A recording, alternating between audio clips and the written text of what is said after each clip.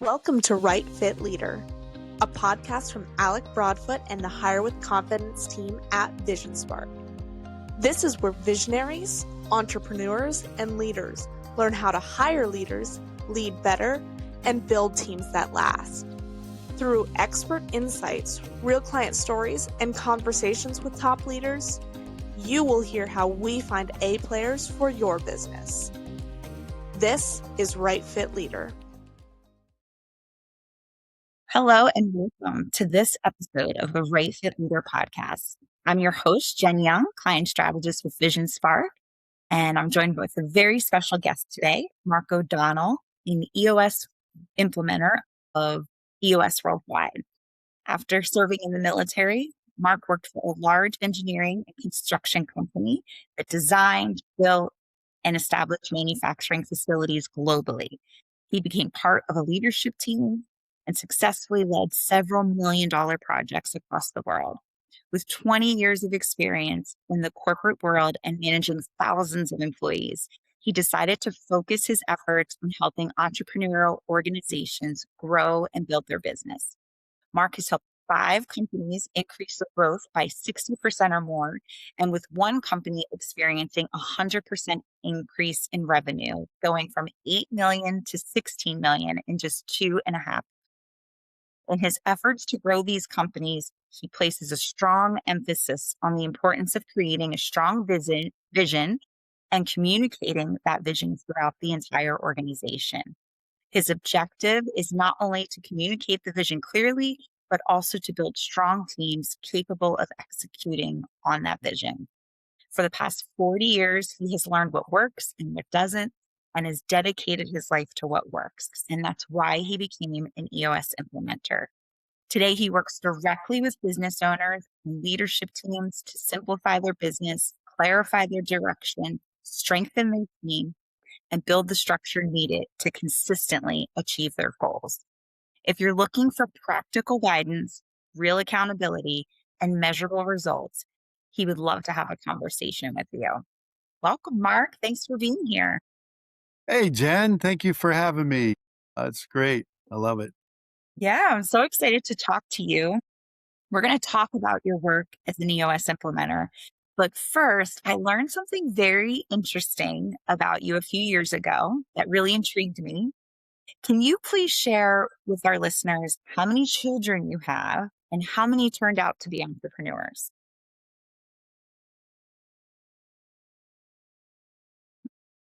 And 3 of them are entrepreneurs. They all 3 have either own their business, running businesses, or in one shape, way, or form. But 3 of them.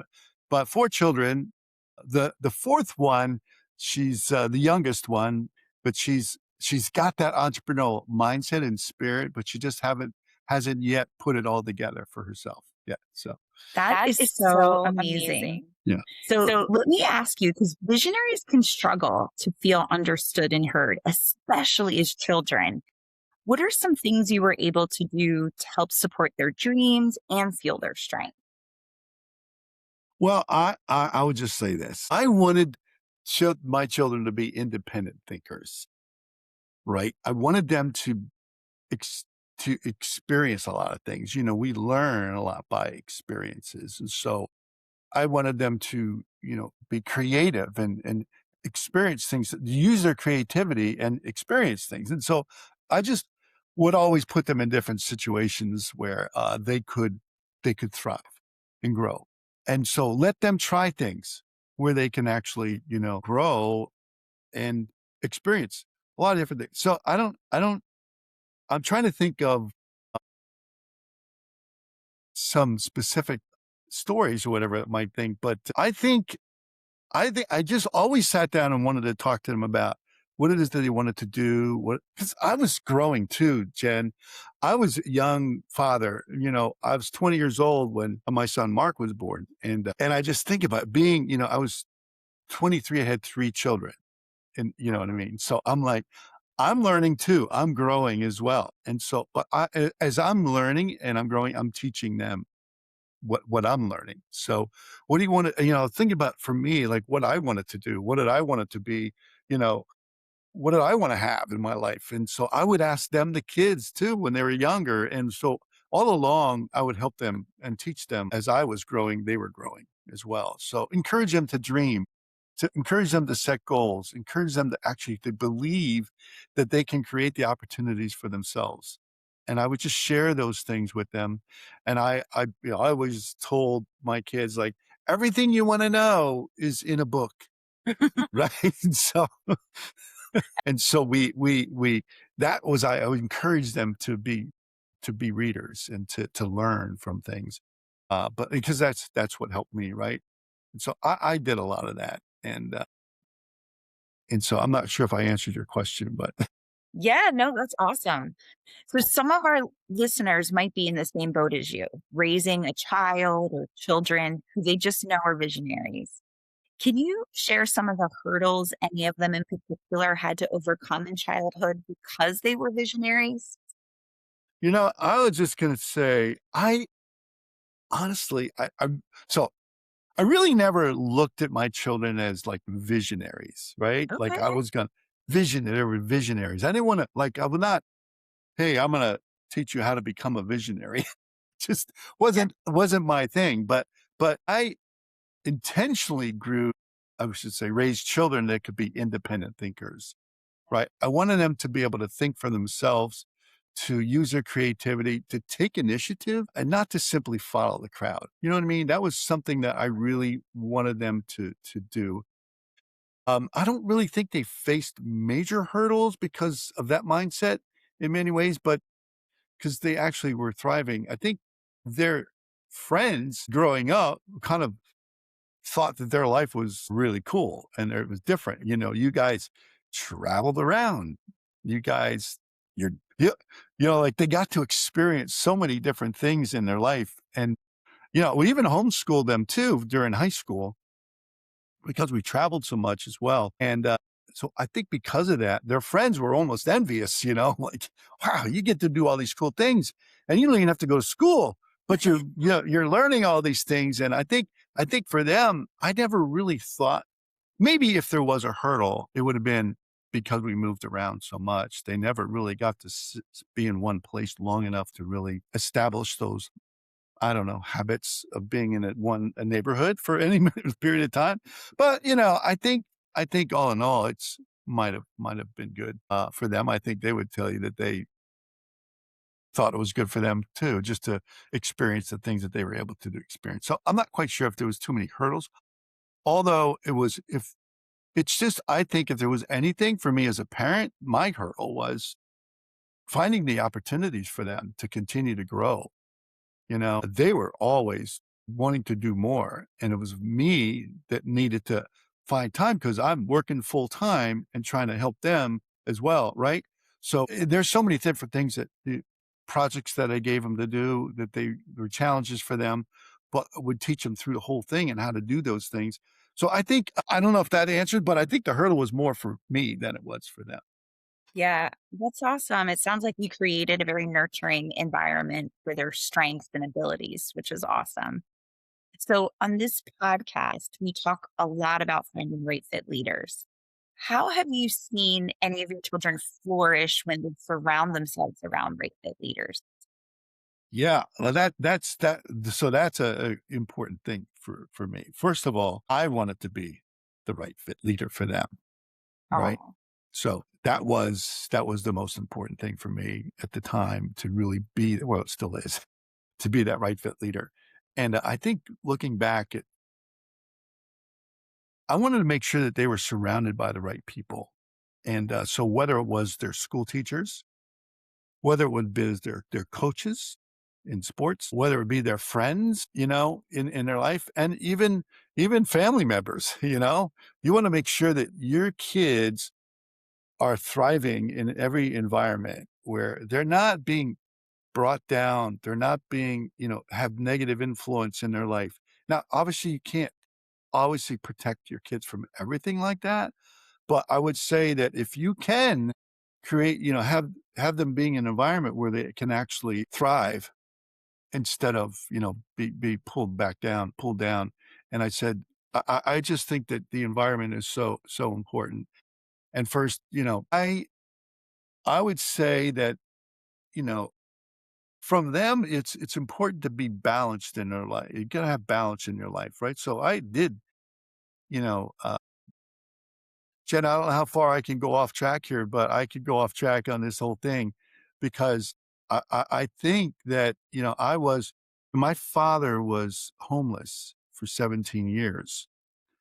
And so I wanted them to, to know their grandfather, right?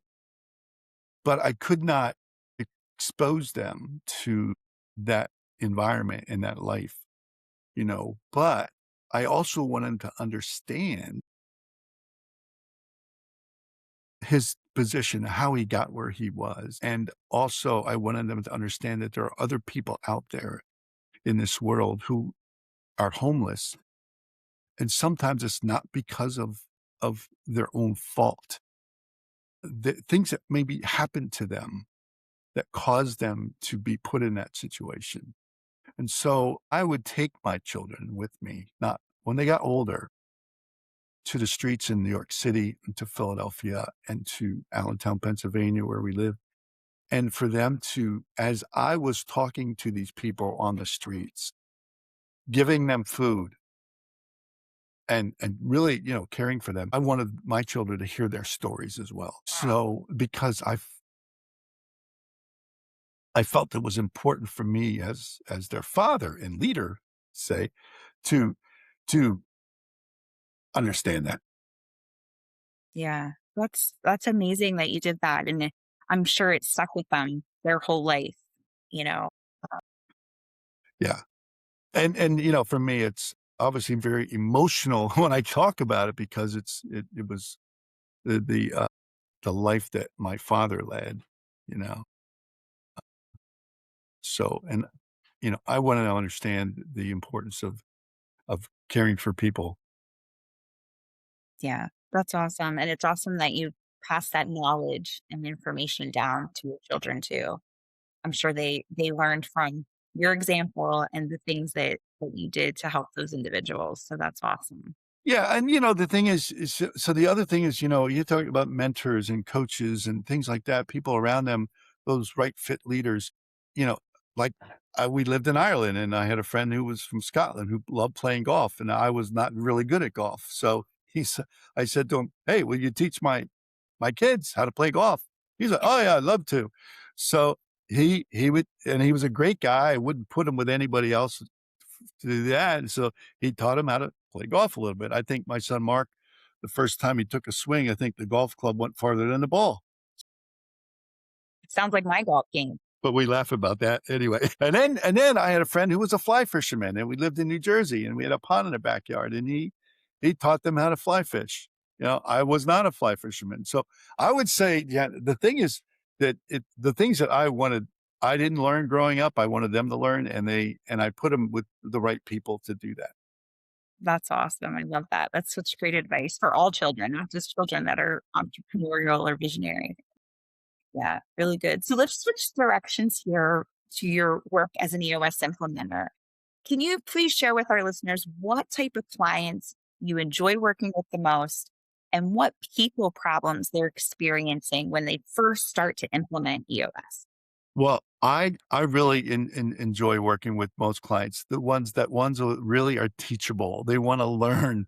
They want to grow. They're willing to be open and honest. Like we always talked about that, people who are growth minded and willing to be open and honest. That it's true. It's like you want them, and but that they're also teachable, right? They're willing to be taught and they want to learn. So I would say that I really I also enjoy teams that really want to work together. Yeah, and they want to improve their business together. They want to be a healthy team, right? So I love working with people who really want it. Because you could say, well, they need it. They need it, but do they really want it? Do they really want EOS? Do they really want to be that strong, healthy team? Do they really want to hold each other accountable?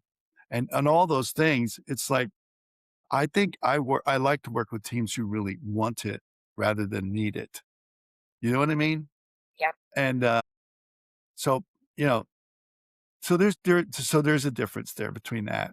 And I think that's pretty much it. And, my industry background, obviously engineering, construction, I've kind of, been a laborer myself, was in business. And so I kind of gravitate more towards the, let's just say, professional services industry, engineering, construction, manufacturing, the trades, and all those type of things.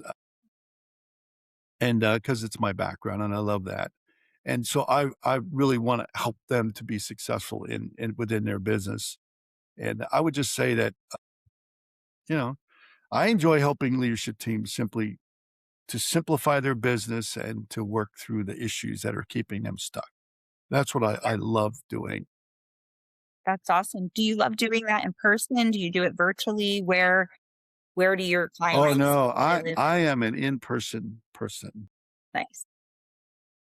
What areas will you travel to? I'll go anywhere really. I Yeah? mean, hey, look at with engineering. When I was in the engineering business, I worked in China, I worked in Germany, UK. I worked all over the world, and Singapore. But I can just tell you that I love traveling and I love working with people, different teams, Nice. and it's so fun for me to do that. Yeah, so I'll go anywhere. Nice. Sounds like you got the right job now. So, can you share a story of some results that happened when a company's visionary got a right fit integrator on the team working with them?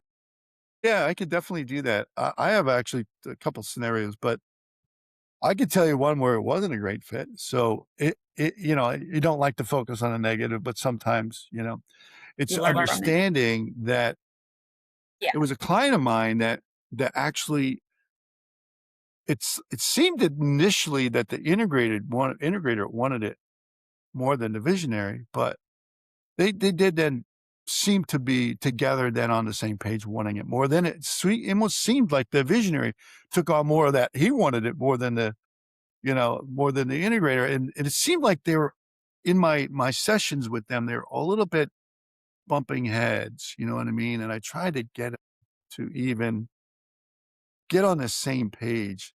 And we know how important that is for a visionary and an integrator to be on the same page. And, you know, I I did as I did as much as I could to try to help them to do that. And ultimately it didn't work. And you could tell when it wasn't working, the the the the project managers and the people in the field, they just knew it, because you can't have visionary and integrator arguing in the office all the Right. time. Yeah. You know what I mean? You just can't have that. I mean, we know we're gonna have friction from time to time, but we know we can't do that in public, you know what I mean? Yeah.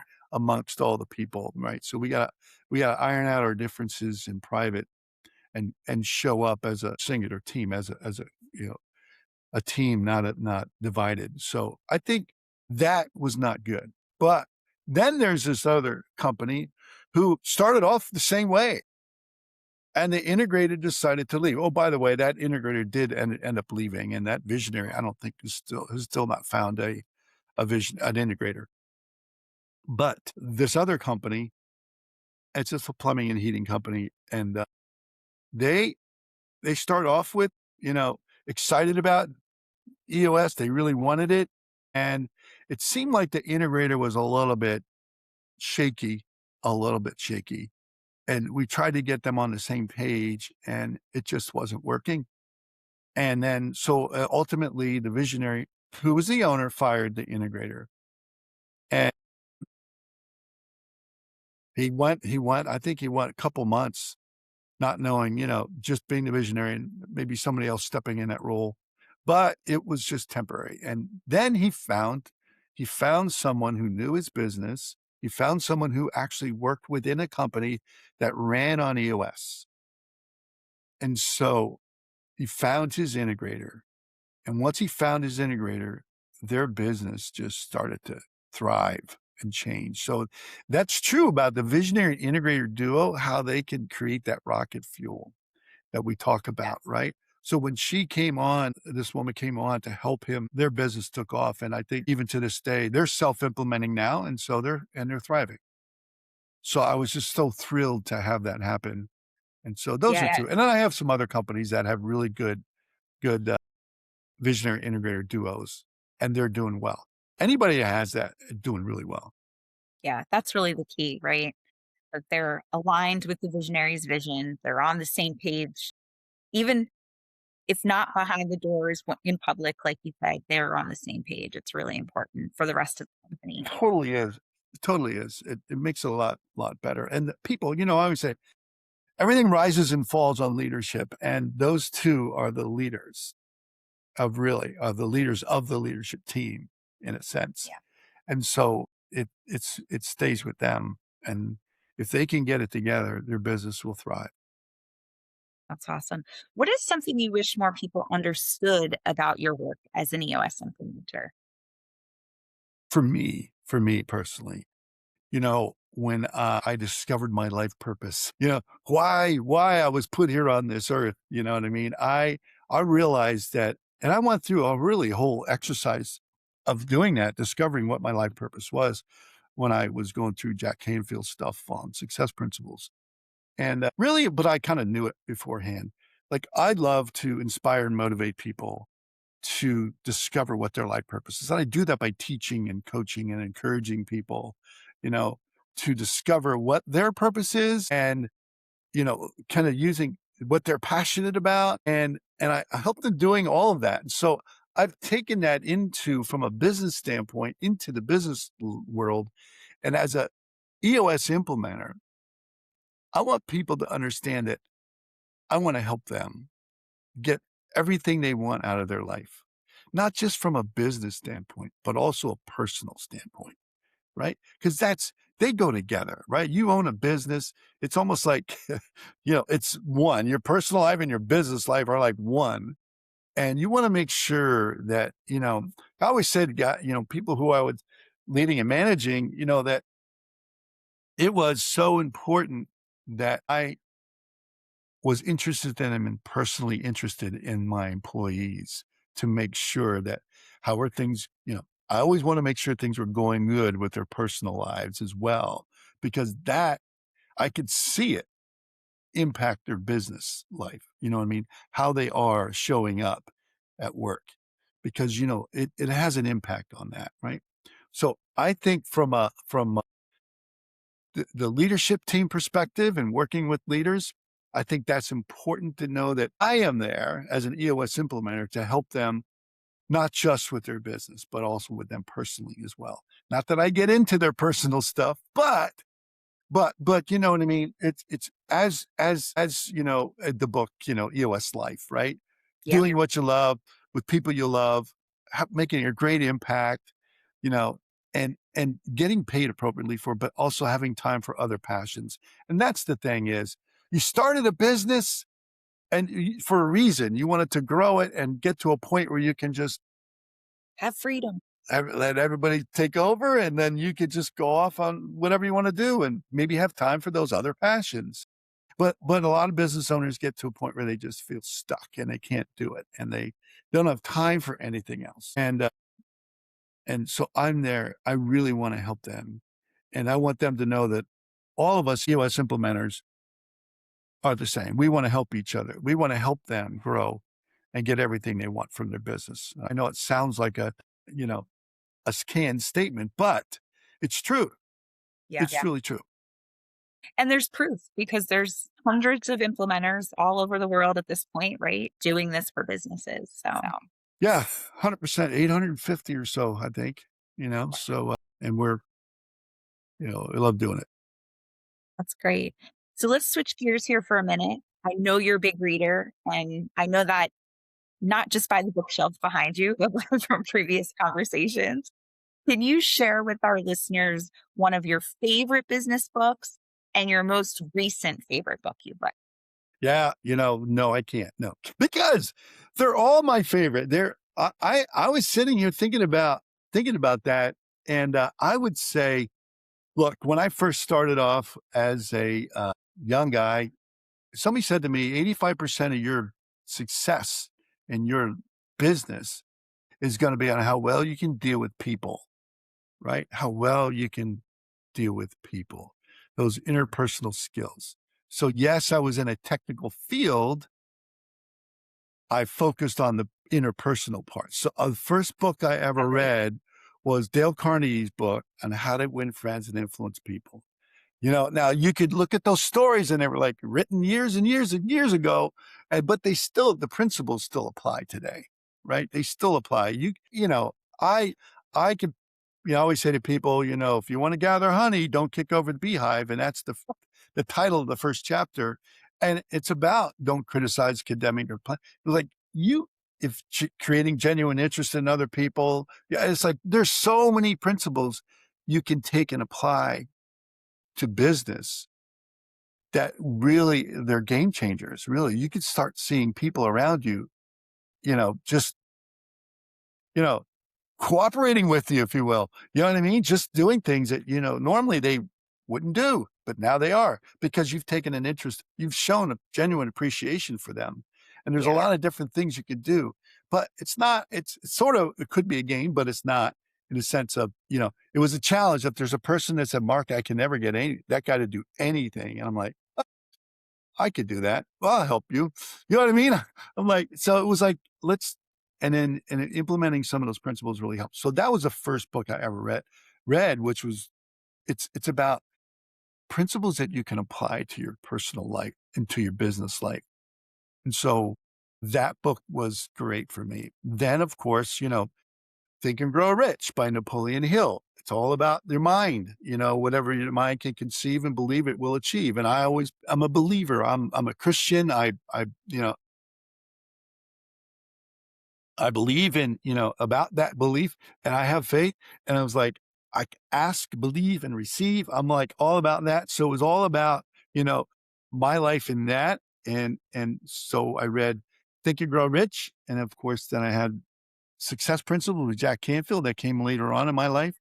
And then, of course, the book Traction came along. But those are books that are practical application that you can apply to your life and that you can teach to other people. And that'll help them as well. So those are the books that I really love doing. Brian Tracy's books on goals. Look, I have like 1,000 books. This is just one shelf, right? It's like, you know what I mean? All those, being visionary, visualization. I do a lot of those. I can tell you, John Maxwell is also one of my favorite authors on leadership. He's probably written about 85 books on leadership and, developing the leader within you. I mean, I can go on and on about those guys, but I would say more of leadership books, and a friend of a guy who used to be my employee called me up just probably about a year ago. And he said, "Hey, Mark, I really want to know what is a book I should read on project management?" And he goes, "I'm really struggling with the project management, also about my own, time management." He wanted to be more efficient in his life. And so he called me up and says, "What is one of the books that you recommend?" I said, "Well, all right." I said, "I have 27 books on that subject." And I said to him, "Well, I'm going to tell you this. It's probably not going to be something you want to hear. But in my experience, the best book is the one you write." And I said, "Look, these guys wrote about what works for them. You know what I mean? They wrote about what works for them. Now, it might work for you too, but I found over the years, I would take a little piece of everybody's stuff. I created my own way of doing things. So when you can do that, your life is you're going to be really good at it." I said to him, "So, I mean, like, I know you want one book." I said, "I got 27 books. Which one's the best one out of here?" I'm not quite sure because they're all different in some way, shape, or form. So that's all I could say is that sometimes I think there's no one author. There's knowledge in every one of these books. Yeah. You know what I mean? And it's just about what works best for you. So with that in mind, are there any plans for you to write your own book in the future? 3 of them, I believe. So they haven't happened yet. And, but everybody have been telling me and wanting me to do that. So actually it could be 4. But so what are you waiting for, Mark? You know what I mean? I'm like, I know, right? With AI, you My can do next all question. kinds of stuff these days, but I know that. But look, so I don't know, Jen, if you know, I don't know if I should this to you, but my family was in a circus.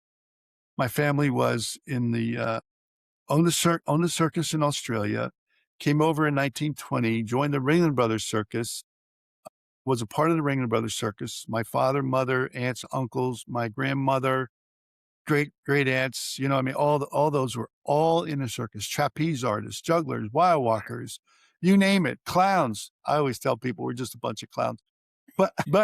And so there's a great story there, but it goes on beyond that to.